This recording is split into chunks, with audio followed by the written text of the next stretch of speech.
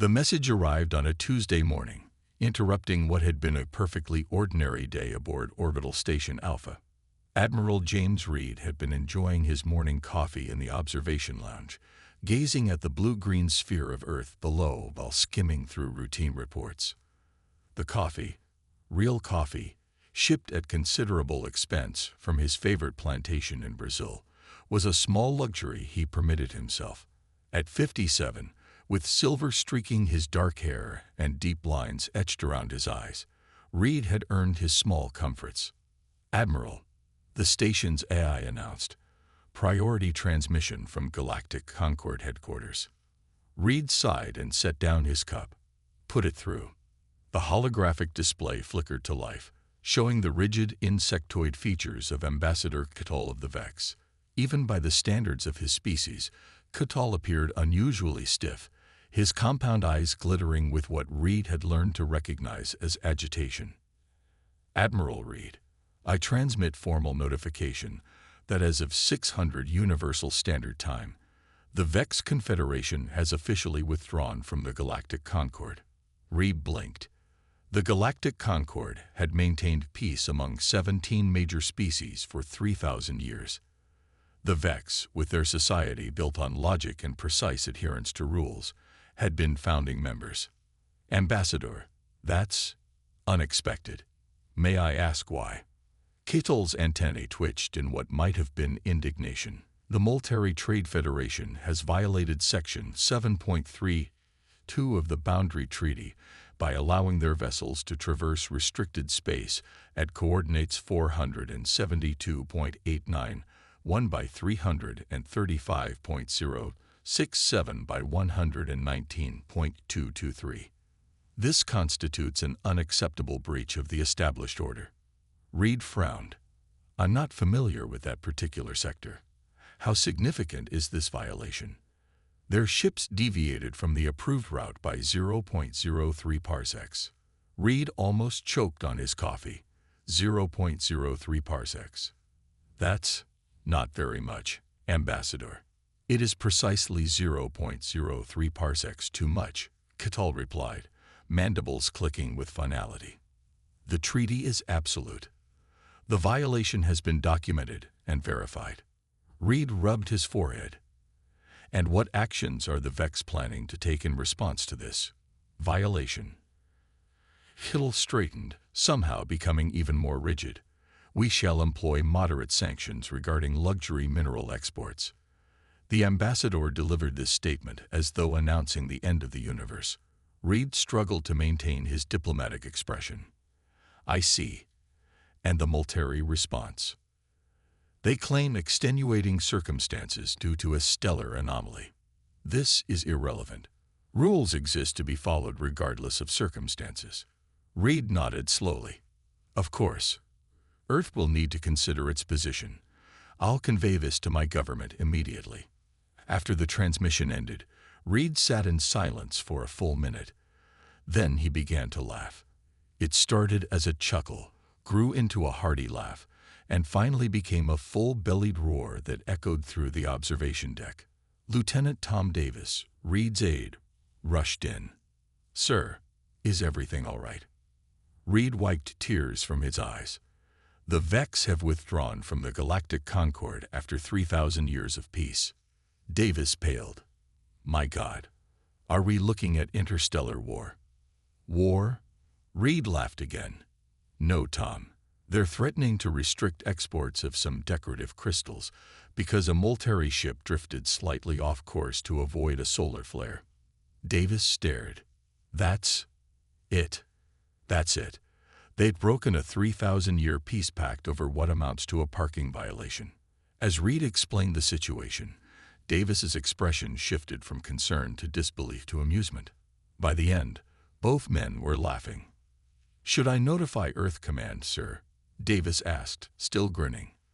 Reed nodded, rising from his chair. "Yes, and prepare my shuttle. I think this calls for personal diplomacy. The Galactic Concord has requested human mediators." "Us, sir? Why humans?" Reed smiled, looking out at the stars. "Because, Lieutenant, to navigate conflict, You first need to understand it. And humans have more experience with that than any species in the galaxy. The emergency meeting of the Human Diplomatic Corps filled quickly. Officers and diplomats hurried in, faces tight with concern at the urgent summons. Admiral Reed stood at the front of the briefing room, waiting until the last person took their seat before beginning. Ladies and gentlemen, I've called you here because we face a diplomatic crisis. The Vex have withdrawn from the Galactic Concord after 3,000 years of peace. A wave of murmurs swept through the room. Commander Anna Thompson, head of diplomatic relations, leaned forward. What happened, Admiral? Reed tapped his tablet, bringing up a star chart on the main screen. The Molteri violated a trade boundary by 0.03 parsecs to avoid a solar flare. The Vex consider this an unforgivable breach of the treaty and have responded with, he paused for effect, trade sanctions on decorative minerals.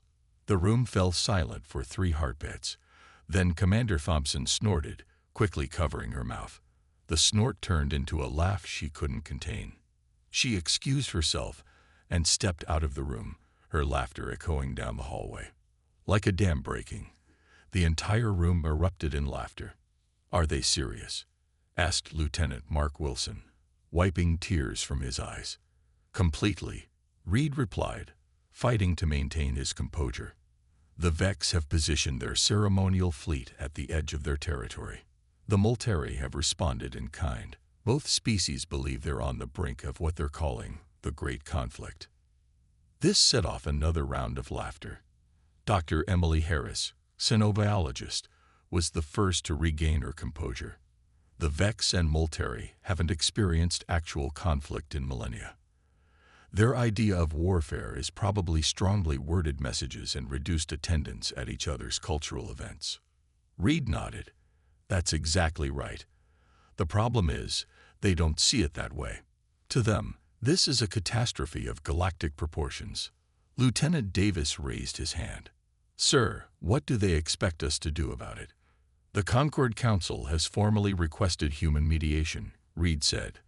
They've observed how we handle our own disputes and believe we have a unique perspective that might help. Captain Robert Jones, a veteran of the Mars colony dispute, choked on his water. They want advice on conflict resolution from humans, the species that spent most of its history fighting itself. Or maybe because of that, offered Dr. Harris thoughtfully. We understand conflict in ways they don't. To us, this seems trivial because we've seen much worse. To them, it's the end of everything they know. Reed pointed at her. Exactly. And that's why we're going to help them. Not because we find their situation amusing, but because we have skills they need right now. Commander Thompson returned, her face red but her composure restored. I apologize for my unprofessional reaction, Admiral. No need, Commander. I had the same reaction myself. Reed smiled. Now, I need a team to join me on the Concord station. We'll be meeting with both the Vex and Molteri delegations. Thompson immediately volunteered, along with Dr. Harris and Lieutenant Davis. As the meeting adjourned, the Human Diplomatic Corps walked out still chuckling and shaking their heads. In the corridor, Davis caught up with Reed. Sir, I've been thinking. When my 5-year-old nephew gets upset about something small, my sister helps him put things in perspective. Maybe we need to do that for these aliens. Reed clapped him on the shoulder. That's exactly what we're going to do, Lieutenant. Sometimes, the universe needs a parent figure to say, it's not the end of the world. As they headed toward the shuttle bay, Reed felt oddly optimistic. Humans had spent centuries learning from their conflicts, big and small. Now they had a chance to share those hard-won lessons with species who'd never needed them before. Ready the diplomatic shuttle, he told Davis, and pack your patience. We're about to give the galaxy its first lesson in human conflict resolution 101. The diplomatic shuttle approached Concord Station, a massive structure floating in neutral space between Vex and Molteri territories. Through the viewport, Admiral Reed could see the fleets both sides had positioned as shows of force. Ornate vessels that hadn't seen actual combat in millennia, their weapon systems likely more decorative than functional. "It's like watching children play with toy boats in a bathtub," muttered Commander Thompson as she studied the tactical display. "Remember, Anna, it's very real to them," Reed replied softly. "We need to take their concerns seriously, even if the situation seems absurd to us." Ambassador Eliza Martinez nodded in agreement. The Admiral had specifically requested her presence due to her reputation for straight-talking diplomacy. At 53, Martinez had mediated dozens of Earth conflicts, from water disputes in Africa to territorial standoffs in Asia. Her salt and pepper hair was pulled back in a tight bun, and her dark eyes missed nothing. "This isn't just about a boundary violation," she observed. "There's something deeper going on. 3,000 years of peace doesn't break over a minor navigational error." The shuttle docked with a gentle thud. As the human delegation prepared to disembark, Lieutenant Davis looked nervous. "First time meeting the Vex?" Reed asked him. "Yes, sir. I've only seen recordings." "Just remember, they value precision and logic above all else. No jokes, no idioms, and definitely no sarcasm." The airlock cycled open to reveal a reception area where two groups stood rigidly on opposite sides of the room, pointedly ignoring each other. The tension was so thick Reed could almost see it. On the left stood the Vex delegation, their insectoid bodies perfectly still, compound eyes gleaming under the station lights. Their exoskeletons were decorated with geometric patterns signifying their ranks and positions.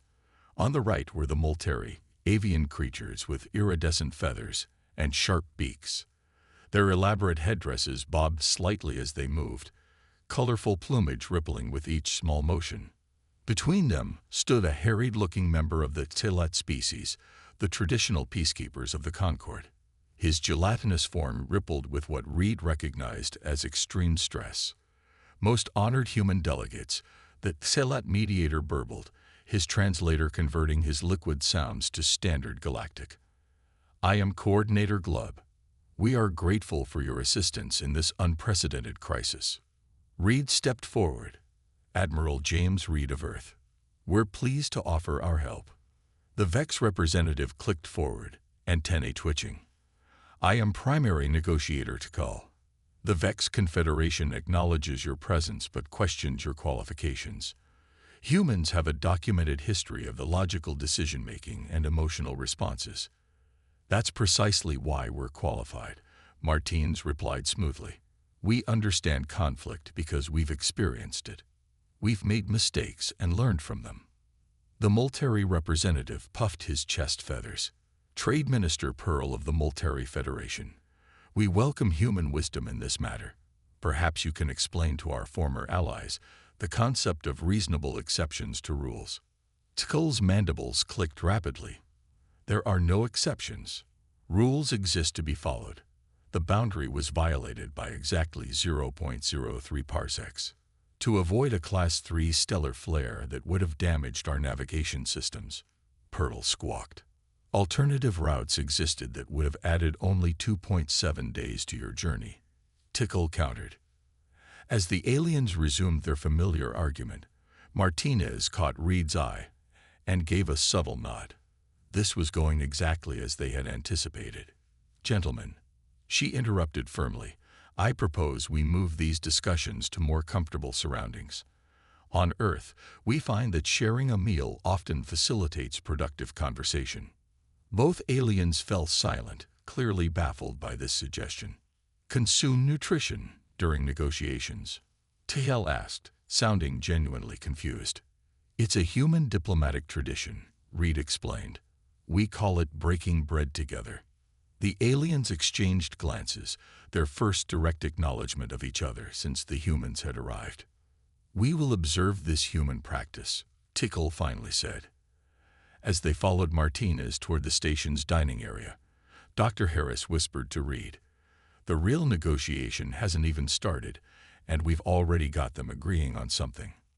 Reed smiled. Sometimes the smallest steps are the most important ones. The station's dining hall had been hastily converted into a negotiation space. Food synthesizers hummed along the walls, creating dishes supposedly approximating Earth cuisine alongside Vex nutrient pastes and Molteri seed mixes.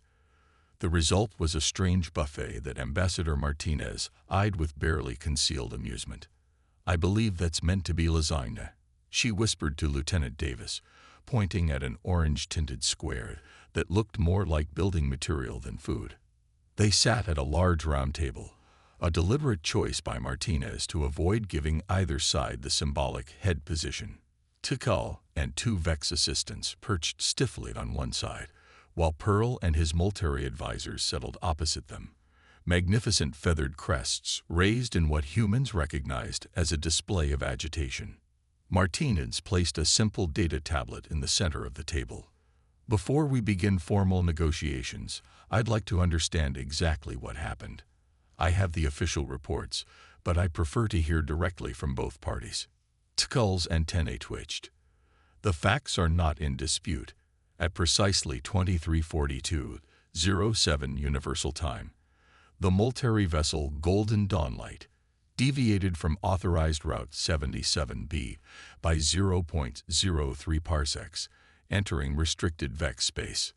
"And why did your ship make this course adjustment, Minister Pearl?" Martins asked calmly.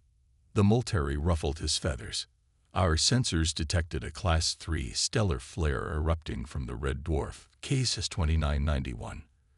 Continued travel on the designated route would have exposed our navigation systems to dangerous levels of radiation.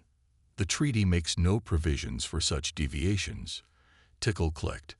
"The appropriate procedure was to request permission or accept the delay of using Route 77C. There wasn't time." Pearl squawked. "The flare was unexpected and immediate action was required." Martinez nodded thoughtfully.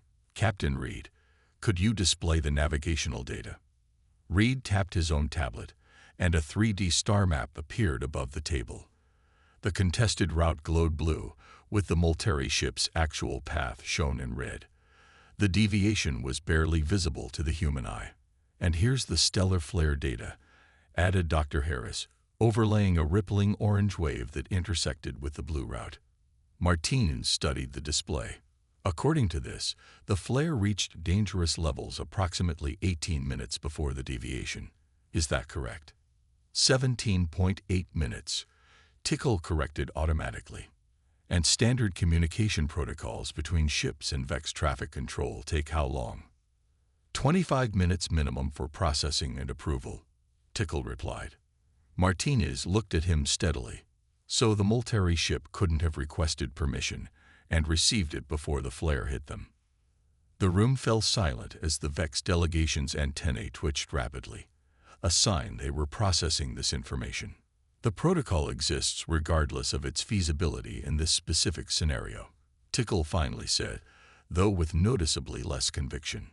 Commander Thompson leaned forward. "Primary negotiator Tikal, may I ask a hypothetical question? If a Vex ship faced imminent danger and had to choose between violating a boundary or risking destruction, what would your protocols dictate?" "Vex ships would never be placed in such a situation. Our route planning accounts for all variables." "All known variables," Davis interjected.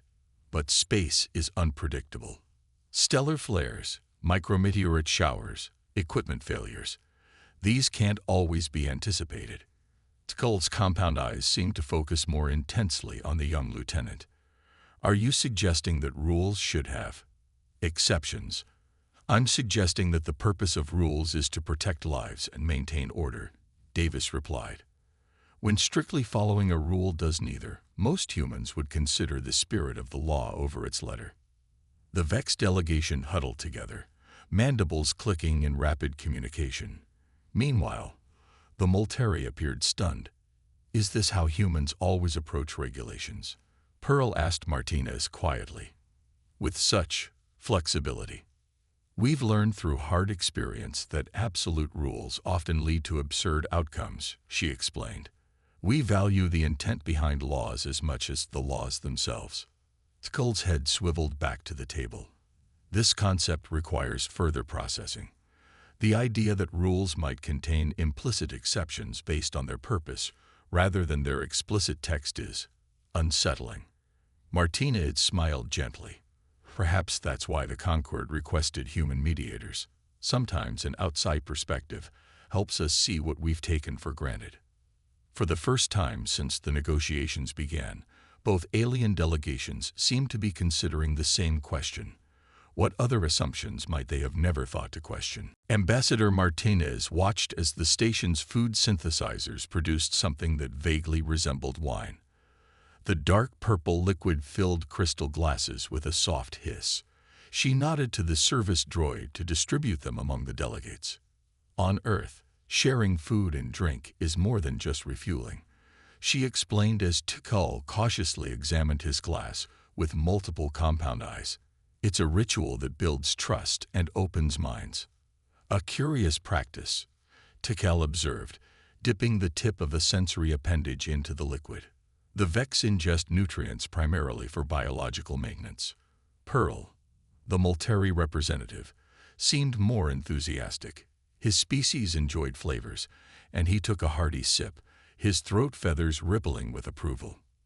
Now, Martinez continued, leaning back in her chair, I'd like to tell you a story about human history. It might give you some perspective on your current situation. Both alien delegations focused their attention on her. Martinez had planned this approach carefully, knowing that sometimes the best education came through stories rather than lectures.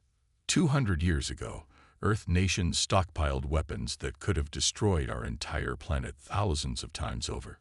We called it the Cold War, though there was nothing cold about the tension. For decades, we lived knowing that a single misinterpreted radar blip could end human civilization.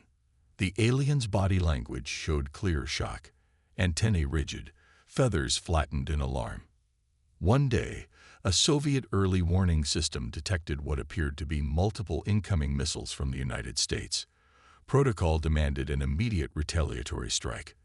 The officer in charge, Stanislav Petrov, had minutes to decide whether to follow procedure. Martinez paused, taking a sip of her synthetic wine. And what did this human do? Tikal asked, genuinely engaged despite his species' usual emotional restraint. He chose to violate protocol. He reported it as a system malfunction, not an attack. He gambled that the United States hadn't actually launched missiles. Was he correct? Pearl asked, leaning forward. Admiral Reed nodded solemnly. He was. It was indeed a false alarm caused by sunlight reflecting off clouds. By breaking protocol, Petrov likely prevented nuclear war. The room fell silent as both alien delegations processed this information. You're suggesting our situation is analogous, Tikal eventually said. That the Molteri captain chose a reasonable violation of rules to prevent harm. Exactly, Martinez confirmed. But there's more to the story. After the Cold War ended, former enemies had to learn to work together. They didn't always agree, but they found ways to move forward despite their differences. Dr. Harris produced a small device that projected historical images, the Berlin Wall falling, former enemies shaking hands. In the long history of human conflict, we've learned that peace isn't the absence of disagreement, Martinez continued. It's the ability to resolve disagreements without breaking relationships. Fascinating, Pearl chirped, his crest feathers rising with interest. Molteri cultural archives contain no examples of conflict resolution through relationship preservation. Our traditional approach is separation until offense is forgotten. The Vex approach is complete adherence to predetermined rules, Tikal added. The concept of flexible interpretation based on circumstances, challenging for us. Martinez smiled warmly. That's what makes this an opportunity, not just a crisis. You've maintained peace for 3,000 years through rigid rules. Imagine what you might achieve by adding compassionate flexibility. Lieutenant Davis, who had been quietly observing, suddenly spoke up. May I offer an observation? Martinez nodded encouragingly. It seems to me, Davis said, that both the Vex and Molteri value the same thing. A stable, predictable galaxy where everyone can thrive. You just approach it differently. The Vex through structure, the Molteri through adaptability. For the first time, Tickle and Pearl looked directly at each other without hostility. Perhaps, Tickle clicked thoughtfully, there is wisdom in considering multiple approaches to achieve the same goal. Pearl bobbed his head in what humans recognized as agreement. Indeed, 3,000 years of peace suggests our methods have value, but that doesn't mean they cannot be improved. Martinez caught Reed's eye across the table and gave a subtle nod. The breakthrough they needed was beginning to take shape. Sometimes the best diplomacy wasn't about finding compromise, but about finding common ground no one had thought to look for. The second day of negotiations began with a noticeable shift in atmosphere. The rigid separation between the Vex and Multari delegations had softened, with both sides now at least acknowledging each other's presence with formal nods. Lieutenant Davis arrived early, reviewing data on his tablet while nursing a cup of synthesized coffee. Ambassador Martinez had asked him to prepare a presentation on possible solutions, and he'd spent half the night working on it. Despite his junior status, Davis had shown a natural talent for seeing simple solutions to complex problems. As the delegates filed in, Davis felt a flutter of nervousness. His idea seemed almost too straightforward, but perhaps that was its strength. Admiral Reed opened the session with characteristic directness. Yesterday we explored the underlying issues. Today we need to find a path forward. Lieutenant Davis has prepared some proposals for your consideration. Davis stood, trying to hide his anxiety as all eyes, compound, avian, and human, turned to him.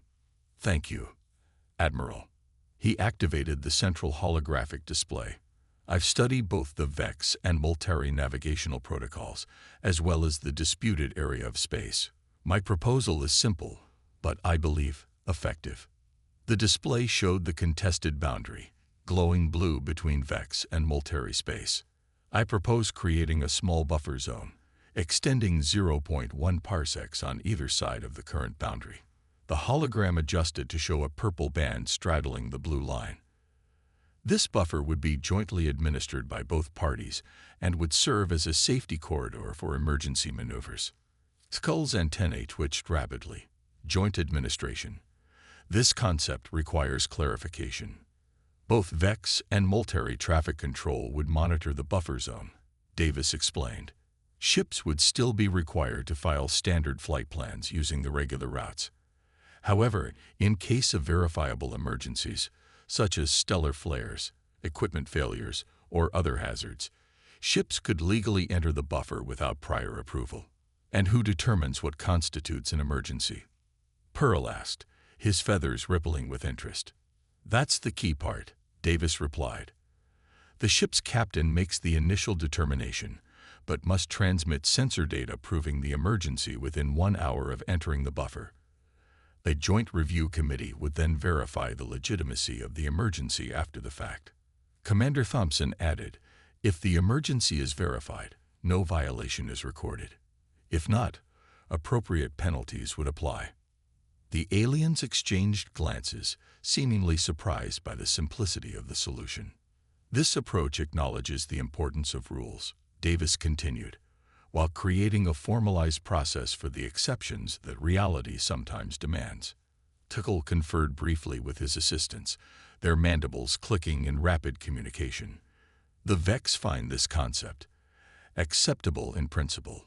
It maintains order while addressing the specific concern that triggered this dispute. Pearl bobbed his head enthusiastically. The Multari Federation would gladly accept this solution. It shows wisdom beyond your years, Lieutenant. Davis felt his face warm with the unexpected praise. It's really just common sense. We humans have buffer zones for many things. Personal space, international borders, even parking spaces. This comment produced a ripple of confusion among the aliens, but Ambassador Martinez smoothly redirected the conversation toward implementation details.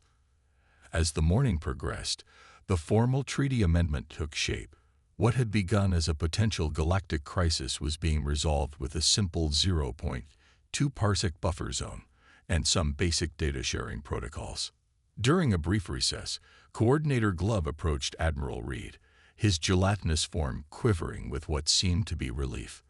Most honored Admiral, the Tselat burbled, the Concord Council wishes to express profound gratitude.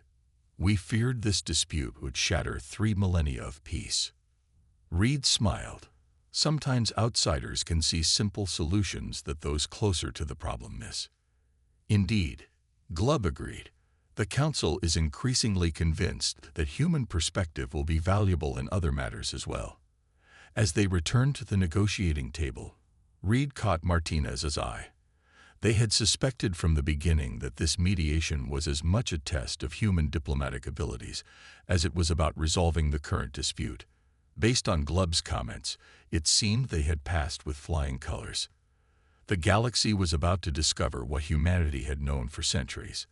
Sometimes the best way through a crisis was simple common sense, delivered with a light touch and a bit of humor. 6 months after the Great Boundary Crisis, as it was now jokingly called among human diplomats, Admiral Reed stood before the newly formed Human Advisory Committee for Dispute Resolution. The Grand Chamber on Concord Station had been specially modified to accommodate human physical requirements. Proper chairs instead of the Vex perches or Molteri roosting platforms, lighting that didn't strain human eyes, and air composition that didn't make them sneeze. Reed surveyed the room with a sense of pride. What had begun as an emergency mediation had evolved into something far more significant: the formal recognition that humanity had something valuable to teach the older species of the galaxy. The buffer zone protocol has been successfully implemented along all 17 major boundary lines throughout Concord space, he reported to the assembled committee members. There have been 23 emergency deviations recorded, all verified as legitimate by the Joint Review Boards. Ambassador Martinez, now appointed as the committee's chairperson, nodded with satisfaction. And how have the Vex adapted to the new system? Better than expected, Reed replied. They've actually proposed extending the concept to temporal matters as well, creating time buffers for diplomatic responses during crisis. Lieutenant Davis, who had been promoted to diplomatic attaché following his role in the original crisis, couldn't hide his grin. They're learning flexibility. Who would have thought? The door to the chamber slid open, admitting representatives from 12 species, including Tikal and Pearl. The 2 former adversaries now worked closely together on the Joint Administrative Council. More surprising to the humans was how the representatives had begun adopting subtle human mannerisms. Tikal had learned to tilt his head questioningly, while Pearl occasionally used hand gestures he had observed from Martinez. Honored human advisors, Tikal began, his translator conveying his formal tone. The Concord Council wishes to present a question regarding dispute protocols. We're happy to help, Martins replied. What's the issue? Pearl stepped forward. The Drell and Xanthi are disagreeing about proper representation ratios for the upcoming Galactic Arts Festival. The Drell belief population should determine delegation size, while the Xanthi argue that artistic contribution should be the metric. Before Martinez could respond, several human committee members began offering opinions simultaneously, their voices overlapping in a cacophony of suggestions. Some supported the Drell perspective, others the Xanthi, while a few proposed completely different approaches. The alien representatives watched in fascination as the humans disagreed openly and energetically with each other. Is this another form of human diplomacy? Tikal asked when there was finally a break in the debate. Simultaneous contradictory viewpoints. Reed laughed. You could say that. We call it brainstorming. Humans often disagree, even when working toward the same goal. Fascinating, Pearl chirped. In Molteri culture, such public disagreement would indicate severe social dysfunction. Davis nodded understanding. That's why we're valuable to the Concord. We're comfortable with conflict in a way your species aren't. It's because we find conflict so natural that we're good at resolving it. As if to prove his point, the Human Committee quickly organized their various perspectives into a cohesive set of recommendations, transforming what had seemed like chaos into structured suggestions. Cole's compound eyes shifted between the humans. The Vex have observed that humans appear to enjoy the process of dispute resolution. You seem almost pleased when conflicts arise. Martinez smiled. We don't enjoy the conflict itself, but we do find satisfaction in solving problems. Where you see crisis, we often see opportunity. As the meeting continued, Reed moved to the observation window overlooking the vast expanse of stars. The universe was full of ancient, peaceful civilizations that had nearly panicked over a minor navigational deviation. Yet here was humanity, young, fractious, and still learning from its own violent history, teaching them how to handle disagreement. There was a beautiful irony in that, he thought. Humanity's greatest weakness, its propensity for conflict, had become its most valuable diplomatic asset. The species that couldn't go a century without a major war was now showing the galaxy how to maintain peace through flexibility rather than rigidity.